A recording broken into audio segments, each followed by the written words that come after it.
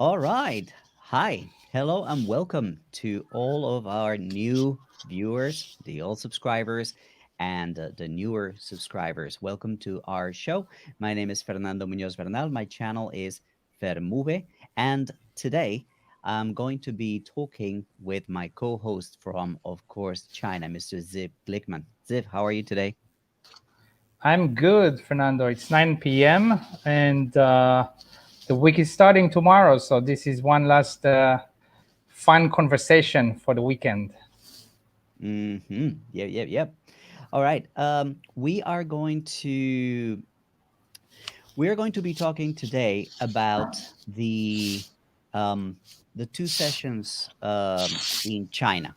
We were supposed to talk about today about our 1 year anniversary here in our channel, right?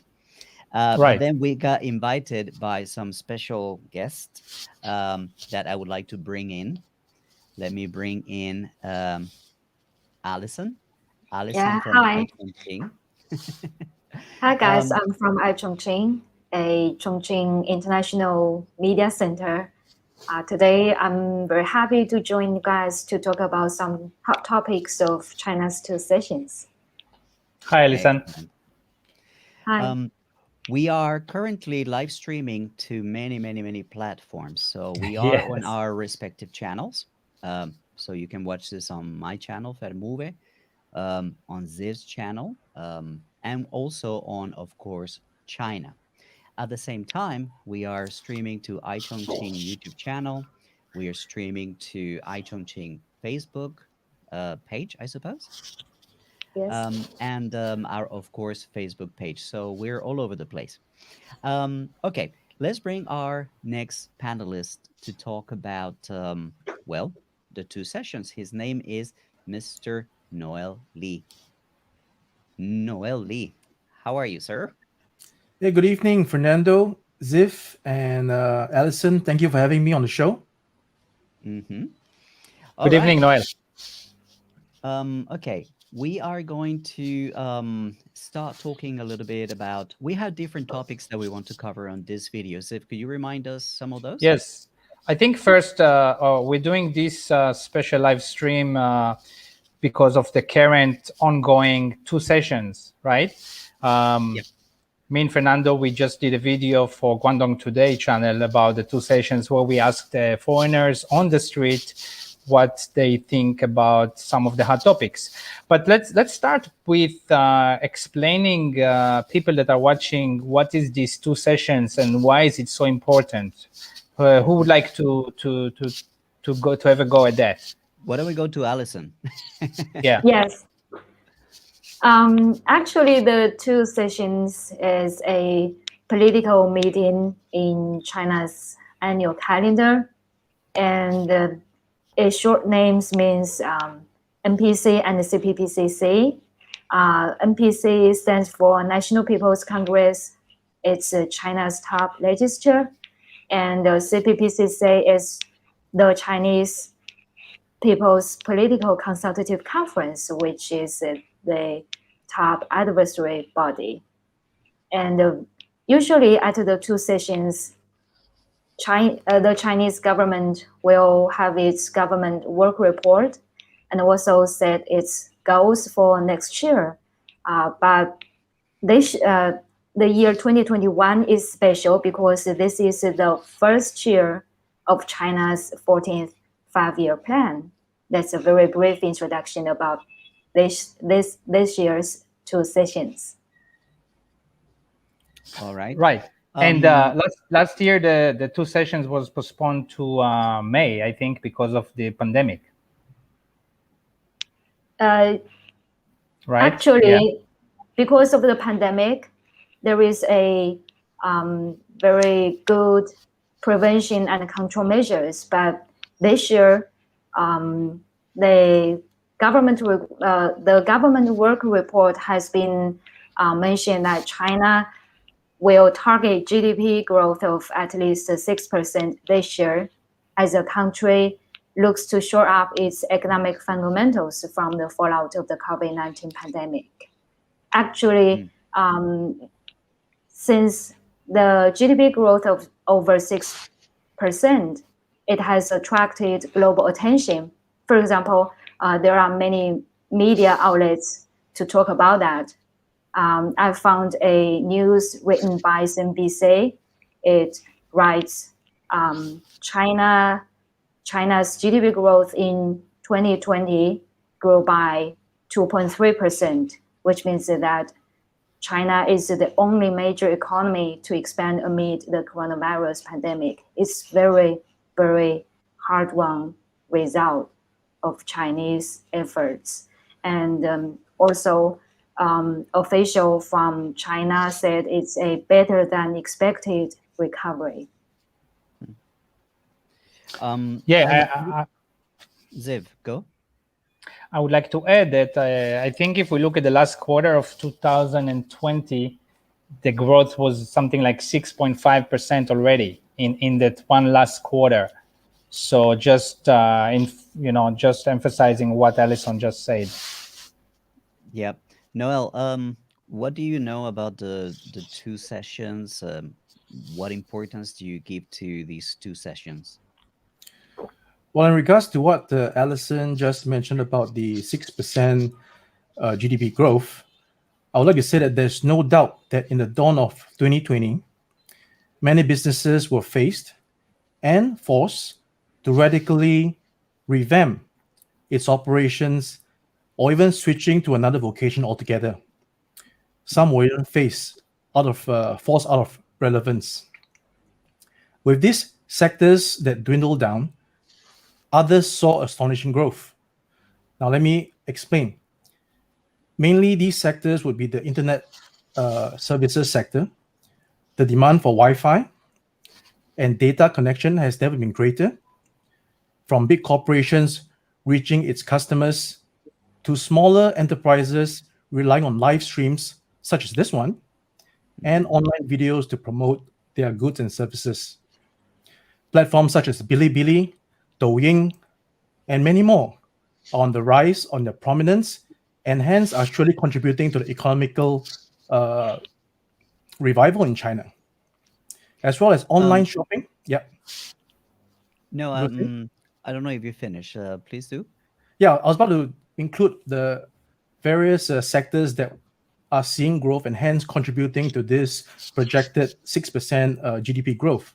So, as I was saying, as well as online shopping, right? The sassy and sophisticated Chinese consumer relies on proven online shopping platforms such as Taobao, Jingdong, Meituan, and many more.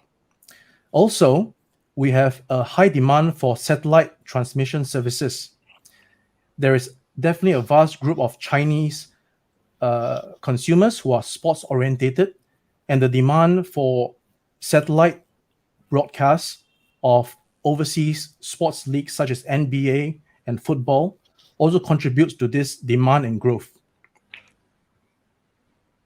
I wanted to comment very briefly on something that is very often misunderstood about China when it comes to the two sessions. If I may go back to this original introduction, a lot of people out there in the West, they think that because China has a one party system, they insist on saying that there's no democracy in China. And the way I feel is this is not so. Basically, what we're seeing with the two sessions is the culmination of a whole year of democracy taking place. Um, the two sessions basically are a consultative session and then a legislative session. During the consultation session, what they do is they bring proposals and ideas and and and projects that they would like to push and put forward. And during the legislative, well, they pass laws and legislation to support those projects or to enable those projects to come to fruition. The interesting thing is that this actually takes place at a local level. So it starts in the communities, in the villages, in the districts of each city around China. And then it goes to the municipal level, has more serious proposals, and then they're taken on to provincial level.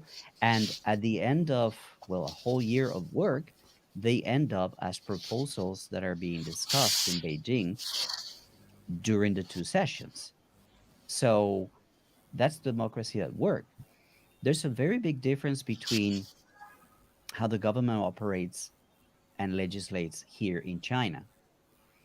They legislate as they listen to what people need, as they listen to what people want, and based on those, they create legislation. So I just wanted to put this out there, to let people know how democracy is different. Democracy doesn't is a one party system, yet it's a government for the people. Fernando, Yeah.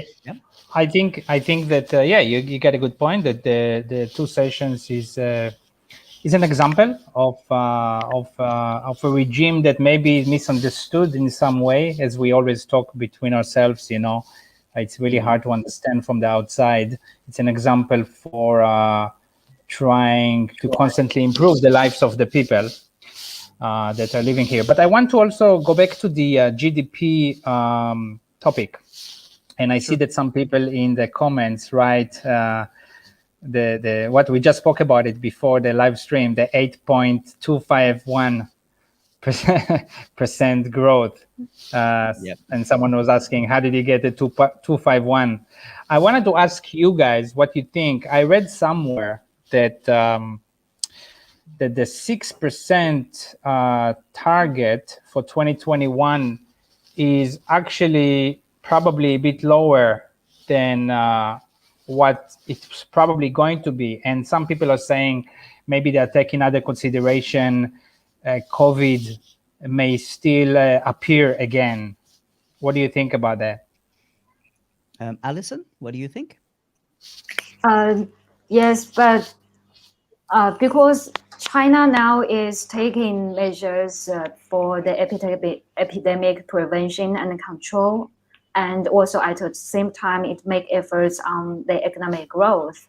So in my opinion, the over 6% growth will not be easy for China to achieve this year, and but it really gives us confidence. Actually, in our iChongqing website, we have a journalist has published his article talking about the figures. Here's what he said, and I quote: "The figures of economic performance have added the certainty in global economic crisis affected by ravaging COVID-19 situation. That's in the global context, I think." And then he said, "The pace of economic progress has enabled the country to actively engage in helping to establish the rationality for overcoming the gaps in economic structures of developing countries, especially in the neighborhood."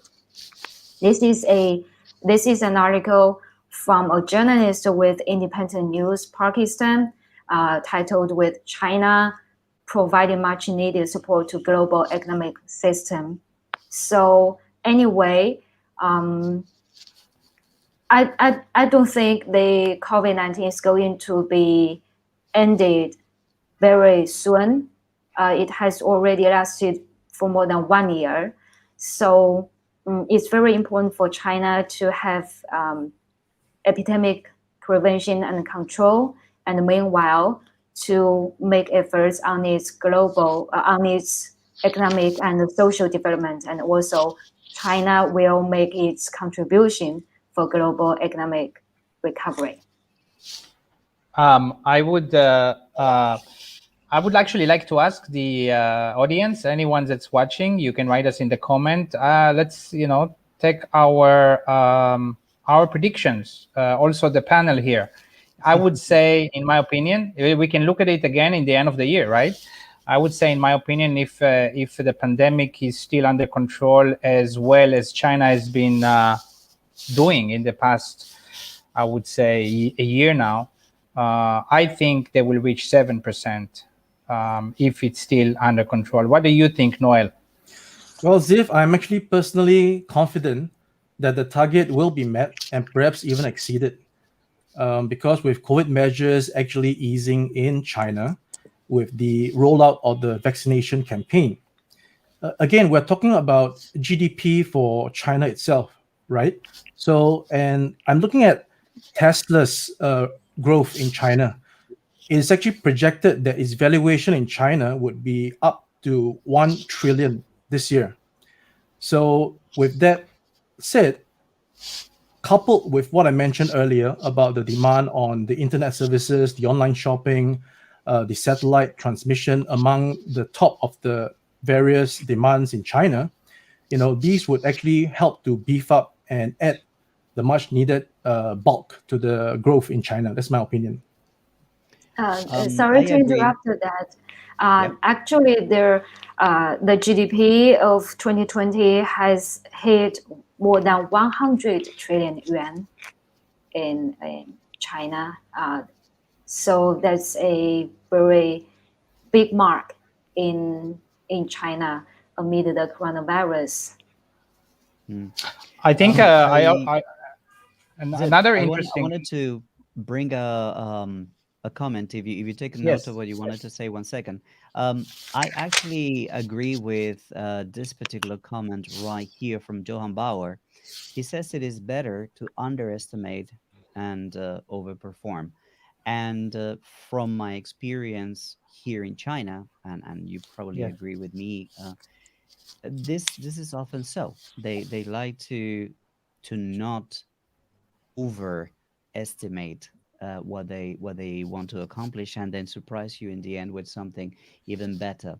But back to your comments, if Yes, under promise over deliver, right? Yeah, I agree with Mhm. that. That is a good thing. No, I just wanted to also mention with the GDP topic that I also noticed because of 2020 and China in the end performing quite well, considering the pandemic, US actually did not grow at all in 2020. And the prediction for the US, for China taking over the US to be the biggest economy in the world, has changed from 2030. I think now 2028 or even 2026 in some predictions, because the gap has shrank more rapidly in this year. All right. We are having a little bit of internet situation. I mean, I couldn't hear very well what Ziv was saying. Did you guys hear Okay. okay? Oh yeah, got it. Got most Oh, of it. okay. Okay. I didn't.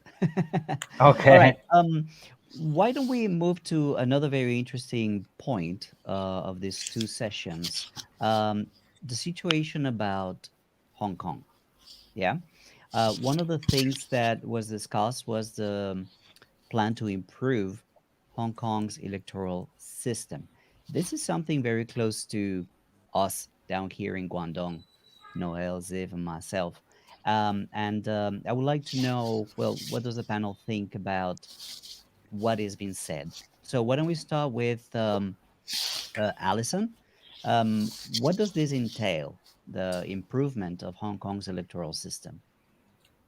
Actually, at the fourth session of the 13th National People's Congress, which opens in Beijing Friday, there is a draft on improving the region's electoral system.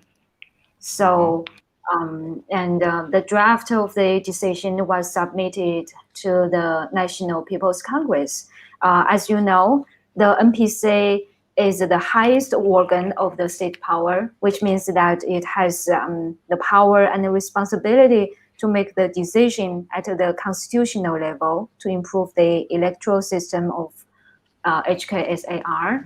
And also in China, we have one country, two systems, and the HKSAR has a high autonomy But in 2019, the rioting and the turbulence over the amendment bill that year revealed the danger of the loopholes in Hong Kong's electoral system and has left a bitter memory to the Hong Kong people. So this is the reason why China is considering to improve the region's electoral system. That's the background information. Ziv, Noel, who would like to Yeah. comment? Well, Okay, Ziv can go ahead first. you want to go first? Go ahead. No, go ahead, Ziv. All right. Well, about this improving Hong Kong electoral system. I mean, I have to say, first of all, I was, of course, researching a bit, and this is there is, the automatic skepticism from the Western mainstream media, right?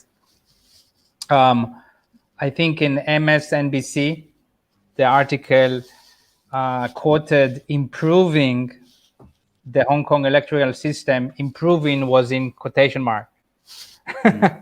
I mean, so I think, I think that many of the comments of Hong Kong legislators, of Hong Kong top councillors, were very, very favorable of these new measures. This is just another step of what China has been doing for the last few years. This is still very much under the one country, two systems. Plugging the loopholes that and improving it year to year. I think, especially since what we've seen in the last couple of years there, I think there is a lot of improvements to be done. And I think, without seeing the very small details, I have to admit, this I don't think there is something to worry about too much. Noel, what do you reckon? What is Right. your perspective? You live in So- Shenzhen, so close to Hong Kong. Yes, you lived in Hong Kong before, right? Yeah. So when something is supposed to be improved, obviously it's a good thing. It's a welcome thing, right? We're always improving. But I personally think that, regardless of improving its electoral system, the members of government in Hong Kong must first seriously prove to the Hong Kong people that they are individuals who possess the iron in them and having the empathy for the common Hong Konger. Now, like I said, I've been in Hong Kong since 2005, and my experience with the Hong Kong government has been that of a body that is not swift and decisive in terms of their governance. Now, taking the mainland's lead in leadership would be a good start to show the Hong Kong people what are the concrete plans to alleviate the low, and I mean really low, income groups from their present financial epidemic. Also, the standard of housing living, the affordability of such housing, the schemes of home ownership, and to allow the people of Hong Kong to regain that sense of belonging to a home that they deserve, instead of feeling of being pushed out of relevance. I would add to what Noel just mentioned, which is coming from somebody who used to live in Hong Kong and has had a more close relationship to what it is like to live in Hong Kong through these two very tumultuous and problematic years. I would like to add the following. It is important to start weeding out some of those leaders that are not showing patriotism. When you have leaders that are condoning violence, for example, or openly promoting the independence of Hong Kong, you have to think it is one country, two systems, not two countries. It is one country. So when these legislators are going against that initial premise or the very fundamental premise of one country, two systems, something needs to be done. That's just my take. Right. Um, You can okay, report. Alyson, maybe you have more comments about this. What is the talk here in the mainland about that? In the mainland, actually, I have a friend from Hong Kong. He's a local Hong Konger, and actually, a few days ago, I talked with him about the situation in Hong Kong and also about the electoral system. He said that actually before the two sessions, he said that he thinks as a Hong Konger, the situation needs to be improved from the legal angle. According to my understanding, which means that he is actually 20-something. He's a young people in Hong Kong. Actually, his opinion stands for such a proper proportion of people at his age, because young people is the promising future for everywhere. So, and China is going to do more on the rule of law. So the improvement of the electoral system in Hong Kong is just the one aspect of that. According to my understanding, the improvement of the electoral system in Hong Kong, it will better serve the interests and the rights of the Hong Kongers and also provide more certainty and security to local people. That's my opinion. Fernando, maybe you bring on this comment by Haza. Give me 1 second. Oh, Haza, where is he? Hi, Haza. Oh, Thanks for okay. watching. Haza is Yeah, I really, want to say really good something. friend of the channel. Yeah, many young Hong Kong people who have established startups or studying in the Guangdong cities, right, Greater Bay Area, have fairly positive opinion regarding the mainland based on the people I've spoken to. I couldn't agree more. I've been speaking to these people for the last 5 years, and it seems that they are enjoying, the support they can get in doing business here in the Greater Bay Area. What do you think about that? Look, I would like to bring another comment by John Brower. He says Hong Kong youth's problems are not due to lack of democracy. That's a very important thing. I think that Hong Kong's problems stem from a population that is very young, that has very little possibility to, as Noel was saying, grow, develop. For example, think about, can a Hong Kong youngster buy a house within his life with the prices of real estate? It's almost impossible. So these perspectives towards the future of young people are going to fuel a lot of the discomfort with government, and they're going to kind of like channel this anger or this frustration towards other aspects of government.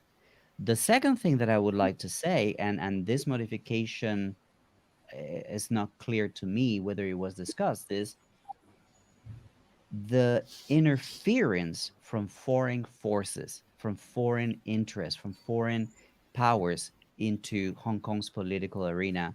Um, it was clear. I mean, to me, that was very clear. I don't know what has been done or what steps have been taken during these two sessions to, well, curtail that kind of influence, that kind of negative influence on the young population of Hong Kong. I would throw this question to the panel. What do you guys think, Noel?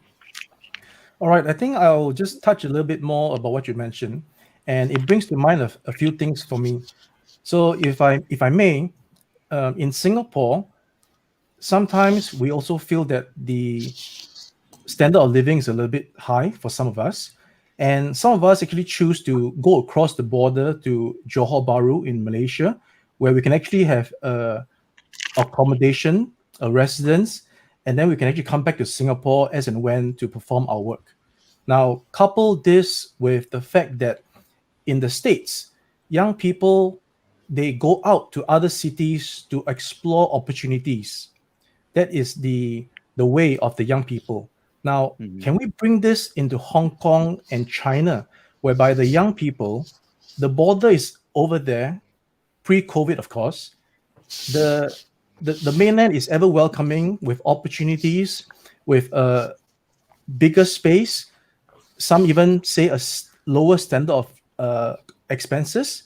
Now, if these young people can actually go over, let's say Shenzhen or even Guangzhou or further, and explore and discover the opportunities that are readily available and abundant in China, and create this interaction, a more integration, right? Integration of the Hong Kong people with the mainland versus trying to just stay put in Hong Kong and develop in Hong Kong when we already know that based on space constraint, if you want to get a bigger house, cheaper house, there is just no physical way. So you have got to think out of the box. And in this case is think out of Hong Kong, but still within the boundaries of your own country. There are lots of opportunities. I was even the one case, right? I was living in Hong Kong before. I found that, for what I'm paying, I'm living in a shoebox. I just stepped over the border and I'm now living in a better environment, and it's just the proof is in the pudding. That's all I can say. All right. I would like to mention the Ziv. Last comment about the Hong Kong electoral system, or should we move on to another one, Ziv? Yeah, I think what Noel said, Noel is really a good person to comment about that. As he said, he lived in Hong Kong for more than a decade and now crossed the border, being in Shenzhen for a couple of years. So I think we can end this topic, unless we have any comment from the people that we want to answer. Okay, let's see. I have this comment from Hank Katsuri. They forget the forebears were like the subsequent mainlanders, sojourners from the mainland. Their family.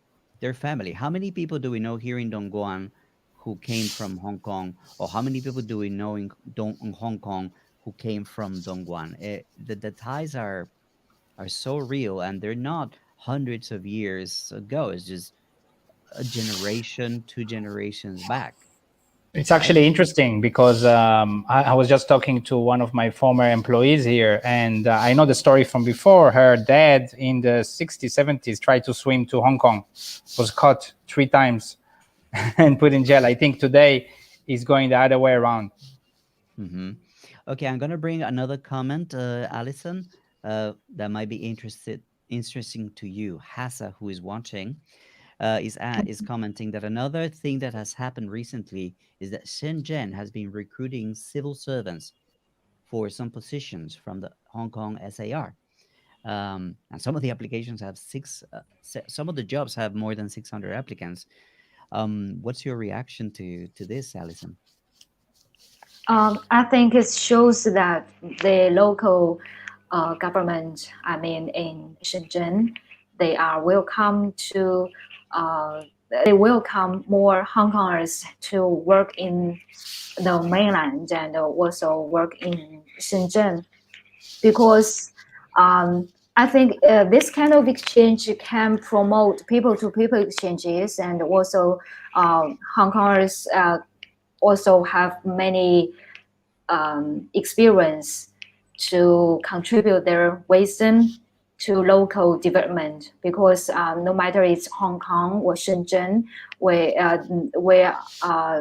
are both Chinese. And I think whether it's in Hong Kong or in Shenzhen, it's all good for China's development, and to a large extent for global development, because Hong Kong and Shenzhen are neighbors, and also if people from Hong Kong would like to come to Shenzhen for future development, they can also have a bright future, and also the government can also promote the employment rate, which further improves the stability, because if the employment rate goes up, the stability will be much assured, in my opinion. Right. Okay. Why don't we move on then to the next topic of discussion, which has a lot Fernando? to do with you, Alyson. Yep. Just before we move on, we are quite in the middle now. I would like to mention to everybody, because we are streaming this live stream on so many different channels, right? Yeah. So if wherever you're watching, just would like to remind you, go to each of our channels and follow us. You have a Fermube if you are watching on iChongqing or another other channel. Of course, iChongqing, you can follow them, whether, again, on Facebook, on YouTube. My channel is Ziv Glikman on YouTube. You can find me. And Calibre Wings, Noel. So, just wanted to say at this point, give us some love and give us a follow, a subscribe on our channel before we continue. Or all the links are in the descriptions of all the Yes. channels. So we've made it easy for you to follow us. Right. All right, guys, let us move on to the next topic, which is something that is very interesting because we know a little bit about the third one, don't we, Ziv? This is the Chengdu Chongqing as the fourth economic pole. When we were just talking about it before, I think Fernando, you and me in Dongguan, and Noel in Shenzhen, we are very familiar with the Greater Bay Area project. But this is something interesting to learn about, especially when it comes up in these two sessions. So maybe Alyson, can you explain us more about this Chengdu Chongqing economic pole? Yes, very honored to have a very brief introduction about the fourth economic pole. But before my introduction about the fourth one, I'd like to introduce a diamond in China's map. Just think about to connect 4 points in China. First one is in the north, that's Beijing, Tianjin, Hebei region. That's 1 point. And in the south, you have just mentioned the Guangzhou, Hong Kong, Macau, Greater Bay Area.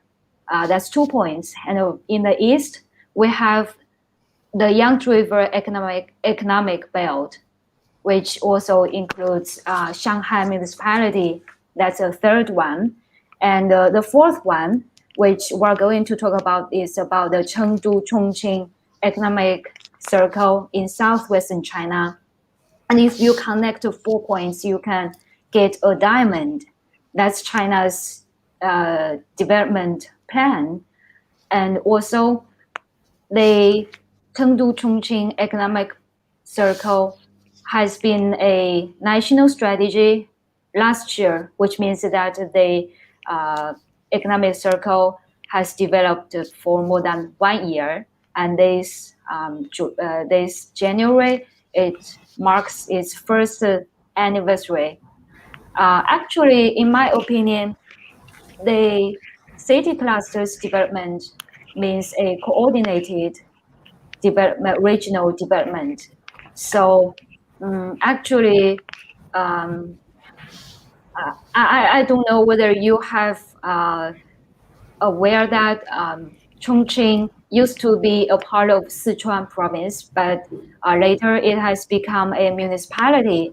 So I think it's to develop the economic circle is very good because two cities can complement with each other, and we can have more exchanges and coordination.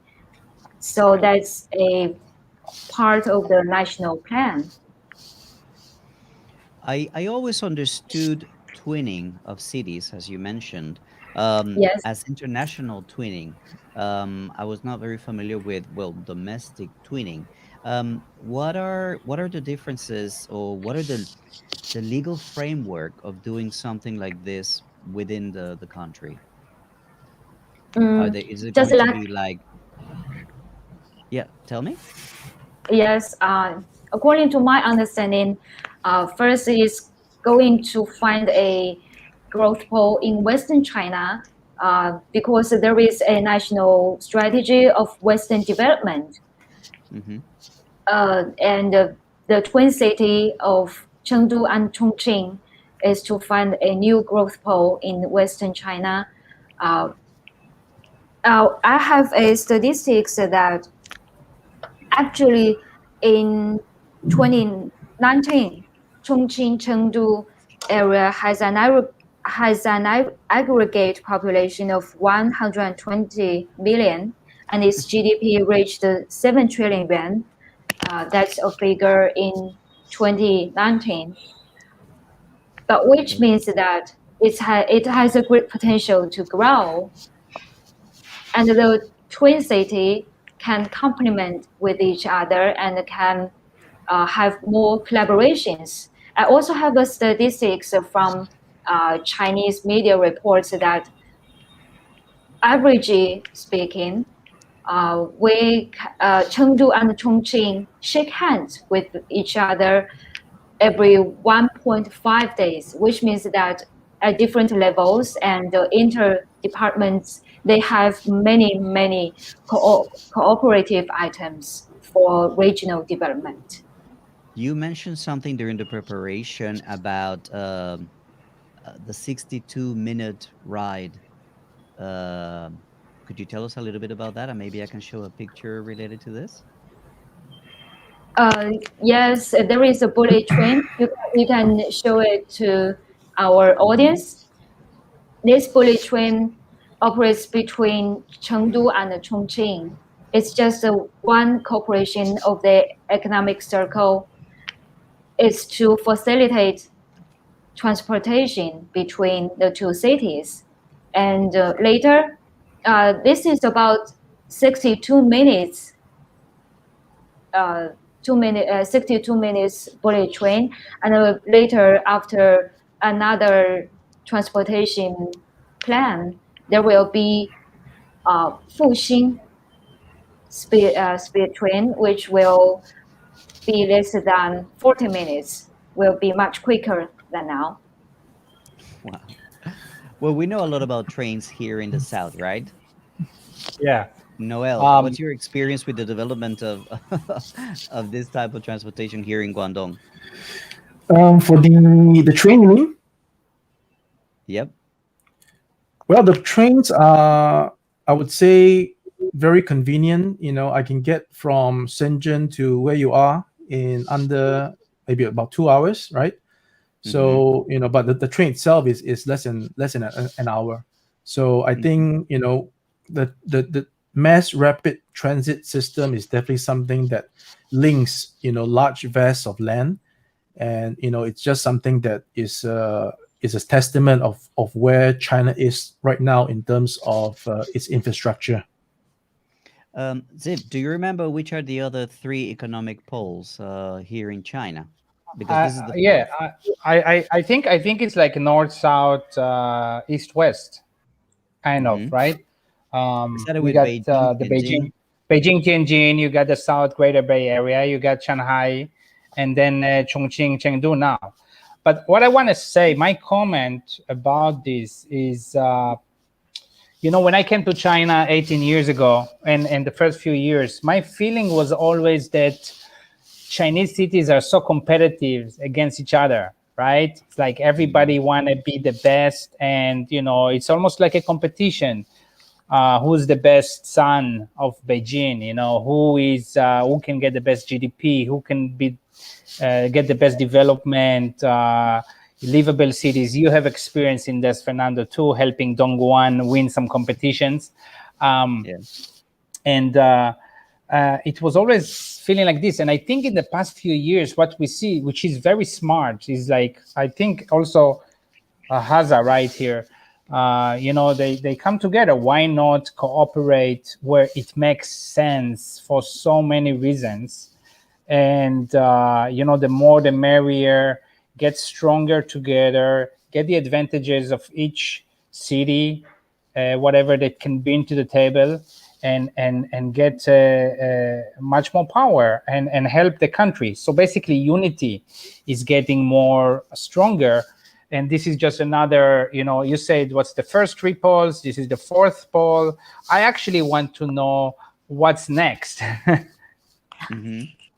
Let's What's wait and next for see. China? But in my opinion, you have mentioned the competition, and I have another say to offer. That's coordination.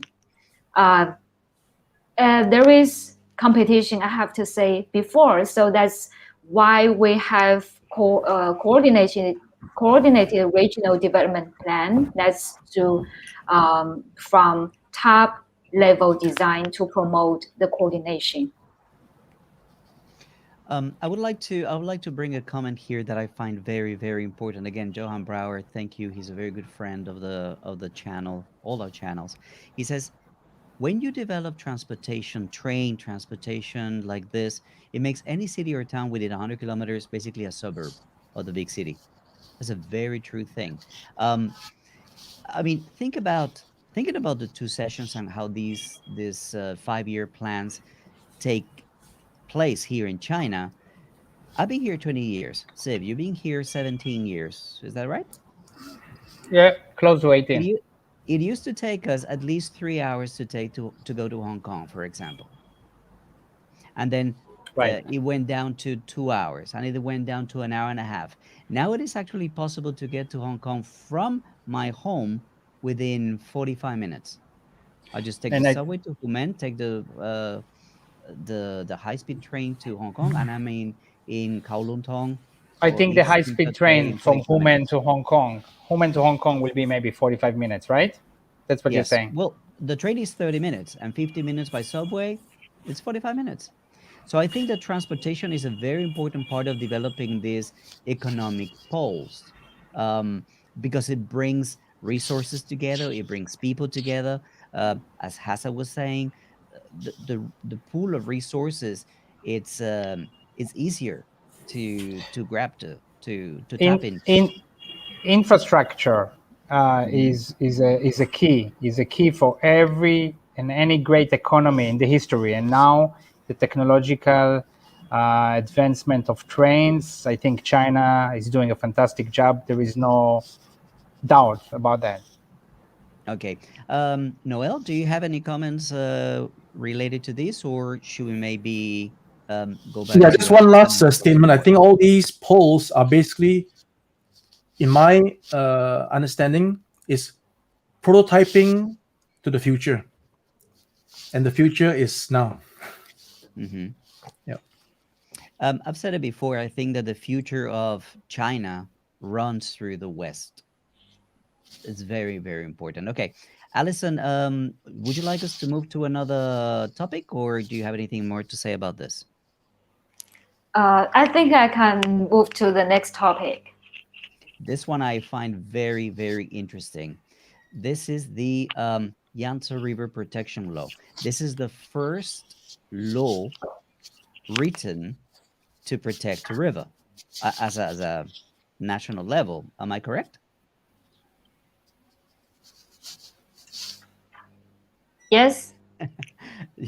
It's what I read, at least, and I find that fascinating because, well, we here in the south in Guangdong, we have actually seen um, all this legislation and all these efforts to improve the environment actually take place. Ziv, what's your experience seeing the environment change here in Guangdong, in Dongguan? Um, and what it's in response to what kind of measures, man? I think, there is a vast improvement on the environment, right? Again, being here for so many years, almost 2 decades, me and you, we've been witnessing so many improvements, like pollution. The sky has become much bluer, I think, in many places in China. And EVs, right? We see a lot of that. And I think we see more of that. We feel that if we look around, we feel that more than I feel it in other countries, in my home countries too. So I think in terms of the speed of changing and making new laws and taking measures for the environment, China still has a long way, but the speed is that it's changing. It's good. What I want to say about the Yangtze River is it's kind of it's an interesting river, right? I mean, for anyone watching it doesn't know, it's a third longest river in the world, and it's the only one in the top 10 that is only in one. The whole river is inside one country. Mhm. Yes. You know, I found that very interesting. So I mean, no surprise, they should protect it, right? Sure. I would like to ask Alyson, what are some of the things that the government at the local level have done to protect it in Chongqing? Basically, well, Chongqing is in the west of China, and that's basically where the river originates. And if it's not taken care at the source, then downstream it's pretty bad, right? So, could you tell us some of the things that have been done in Chongqing? Oh, okay. First, geographically speaking, Chongqing is at the upper reaches of the Yangtze River, and in China, we call the river as the mother river. This is a photo of the three gorges. It's very beautiful.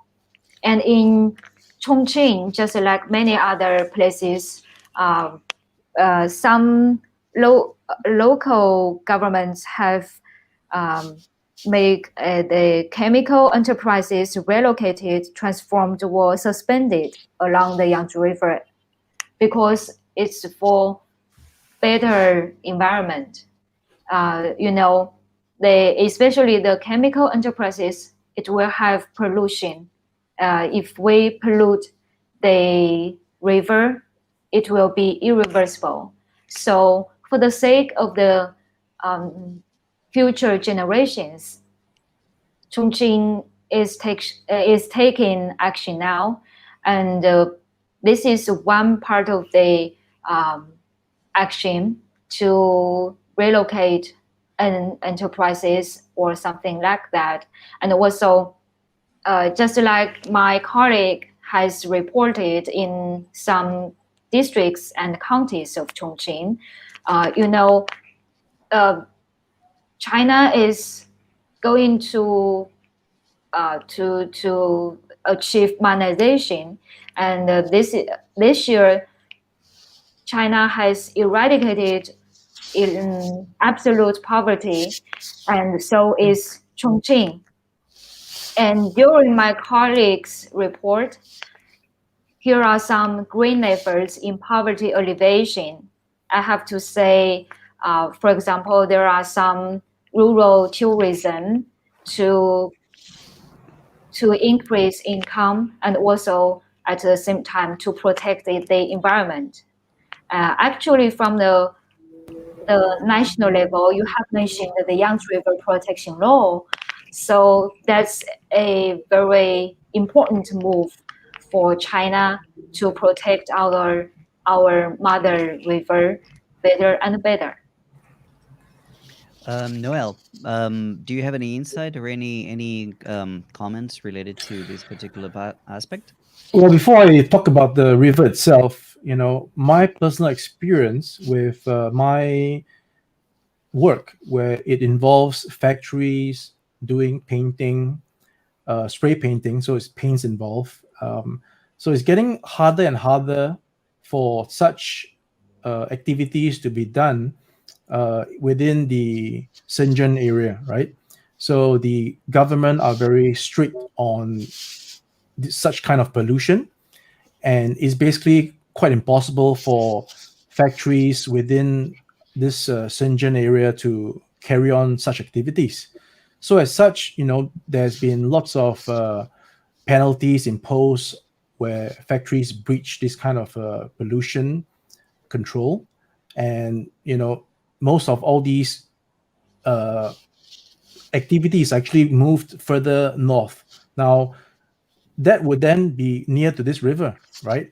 So I think the fact that these activities still need to be carried on, but I guess now they have to do it with a more expensive method, maybe more time consuming, more law abiding. So these are causing, I guess, inconvenience to these industries. But I have to bring to mind again what Bill Gates has been advocating all this while about trying to tackle climate change. And the Yangtze River being part of the environment and ecosystem of China, spanning some 6,300 kilometers, is surely part of the conversation. Now, China's efforts to protect the river is surely a welcome move, seeing that it is also teaching its Chinese people about reducing waste, about recycling, and so on and so forth, right? Especially true with all these new environmentally friendly automobiles. So you've changed away from diesel to battery operated, and so I guess the government is playing this pivotal role to help eradicate further damage to the river before things reach a catastrophic ramification that can be reversed. And again, as Bill Gates stressed, that governments must lead the way with such activities and environmental protection. And it's evident from this that China's government is leading the way and being guided by science. Ziv, we have seen a lot of changes here, and particularly industries have changed. What can you comment? Can you tell our audiences about what we have seen in terms of industrial changes here in the city, in terms of improving the environment? Yeah, I think first of all, China being such a huge manufacturing country, you can imagine how difficult it is to improve some of the pollution issues. Kind of like what Noel said, he works with factories, he sees these issues. I think he even said that moving the factories a bit north actually caused problems there, right? Taking them away from here and putting them in other problems, and they need to protect those areas as well. I believe that's what you said, Noel, right? Yes. And we really seen these factories closing, either improving or closing down, or moving right to other places. And they really enforce this. This is not just laws and without enforcement, because we see the city has changed here in Dongguan, for example, moving to more service-based, high-tech based. Of course, it doesn't happen in one day. This is impossible to happen in one day. But over the course of a decade, it's been improving a lot in these terms. Also, I believe that in some places in China, there are rules for how many cars can be on the road, right? Some places have like a odd day, even day in terms of license plate numbers. Do you know about that? So they control how many cars would be out on each given day. Also to alleviate pollution from emissions. So yeah, we've seen many we've seen it in many places, but there's still a long way. It's one of those things that a lot of people fail to see about government here in China, is that they say they're going to do something and they do it. It's not just words. There's a big difference in the kind that they legislate here. So when they said, "Oh, these factories, they need to close down, they need to move out. You have certain amount of years to move to another place," and it takes place. Like Dongguan used to produce 50% of the world's shoes. Think about that. 1 in every 2 pairs of shoes made in the world was actually made in Dongguan. That's insane. And little by little, all these industries, all these factories, they have been moved out because they were very polluting. They're moving certain brands and certain quality of shoes to other countries and even other provinces. But it is all done to improve well, the environment of Dongguan. So I have no doubt that the fact that Xi Jinping has actually visited the Yangtze River and has actually made it a very primary focus for the whole nation to protect the river, it's going to be heard. It's going to happen. It's going to take place. That's my Alyson, Alyson, what about the pollution, the general pollution that people can feel daily life in Chongqing? You mean pollution? Yeah, how is that? Has that improved, and how do you feel about that in that area? Actually, it's because of the relocation of chemical enterprises. First, the air is more fresher, and the water is better. So I think many people, especially people living along the Yangtze River, are happy about that because they will get a better environment, and also they're happy to see that their sons and daughters will live a better environment. Right. Okay, I have to bring here a very special comment for me. This man here, Mario Munoz, is actually my brother. He is actually a water treatment specialist. He has done consultancy work for multiple international companies and countries and nations and whatnot. He's saying the water is critical resource for development. Without clean water, you don't have development. And one of the interesting things that I wanted to put to the panel was there are a lot of critics out there saying that China is going to run out of clean water, drinking water.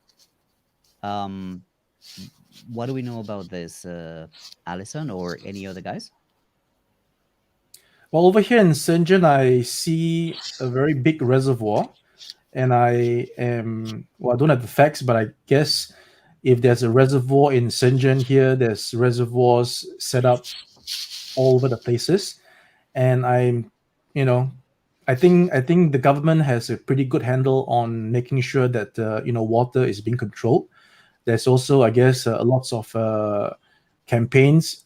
They are doing cartoons in televisions, being shown in restaurants, to conserve water, to all the right things. It's basically teaching people, not to waste.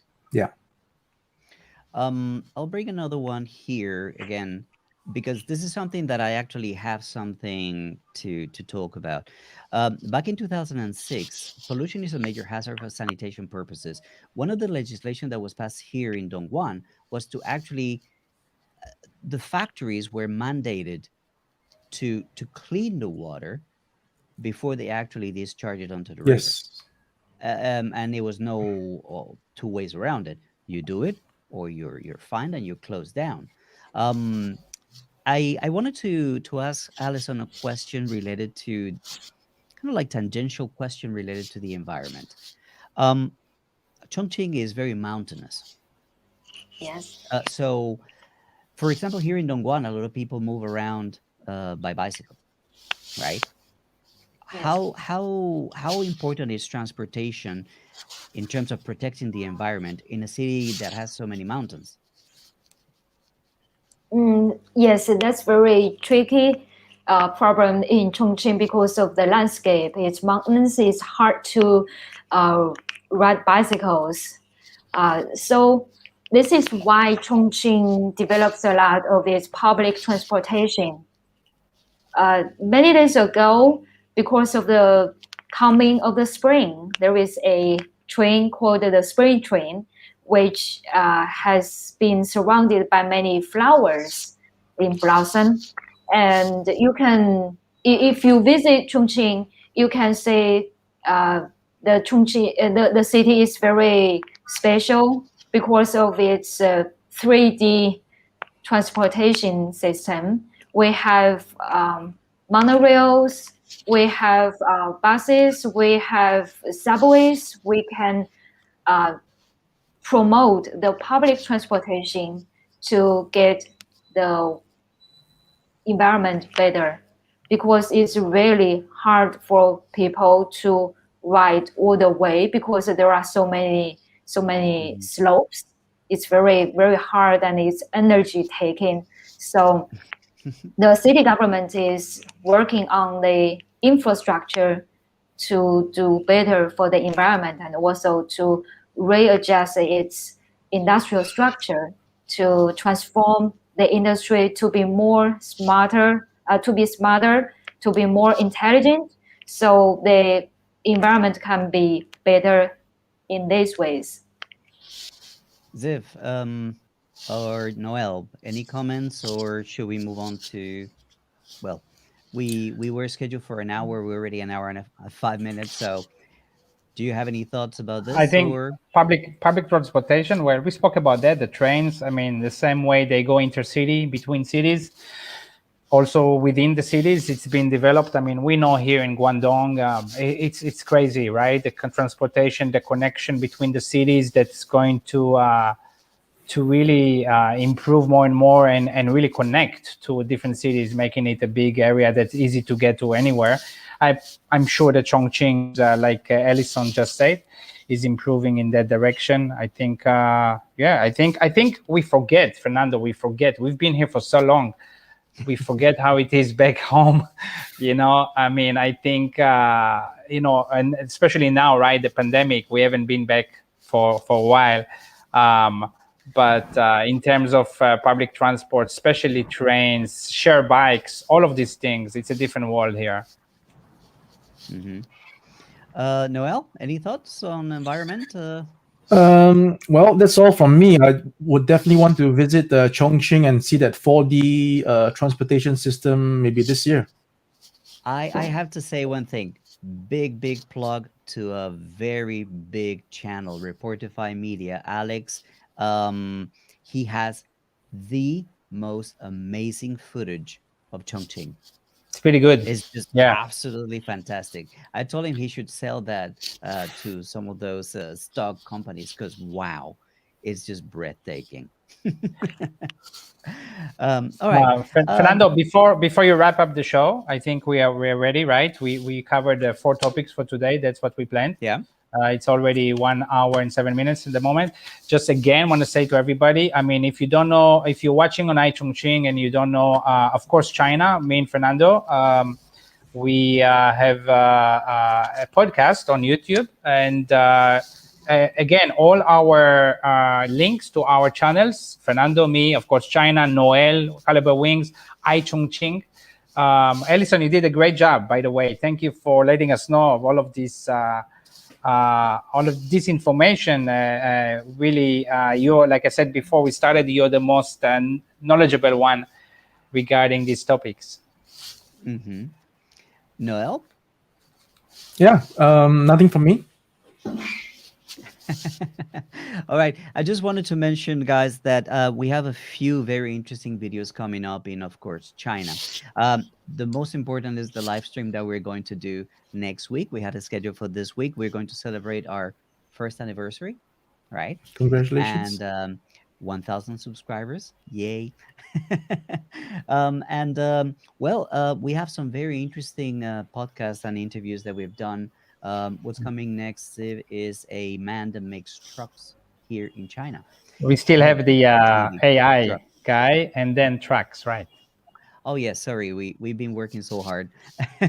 We have somebody working on AI, and this is an interesting one that you want to watch because AI is something that scares a lot of people. So you might want to subscribe to, of course, China. And if I might add, also right after that, we have Daniel Dumbrell. Oh yes, Daniel Dumbrell. Mm-hmm. Right. DB. All right, Alyson, would you like to leave us with some notes before we wrap up the show? Thanks for having me, and it's a very happy hour to share the hot topics during the China 2 sessions. And thanks for everyone's attention. All right. Well, guys, I want to finish with one final thought before we wrap it up. A lot of people say that 2 sessions is just a rubber stamp from Beijing. I'll tell you the following. You will be seeing on social media how I was actually invited to ask questions to the 2 sessions meetings in the Guangdong government, they listen to everybody. So don't let anybody tell you that there's no democracy. They listen to people. It's a government that is for the people. All right, guys. Well, with that being all, and if there are no questions on the comments, do you see anything? Yeah, I was looking at the comments. Everybody say thank you, guys. Awesome discussion. Thank you, Joanne, for being for participating, and thank you, Haza, for all your comments, and anyone Okay. else that has been watching us. Walkabout Rojo was also popping in saying that it was a great show. All right, guys. Okay. Thank All you right. so much. Remember, if you like this video, make sure to give it a like and share it with as many people as you want, because the more people know about this, the better world we will live in. And well, until we see you again, that's it for today. Thank you so much, and See bye-bye. you. Bye-bye. All right. Bye Bye bye. bye.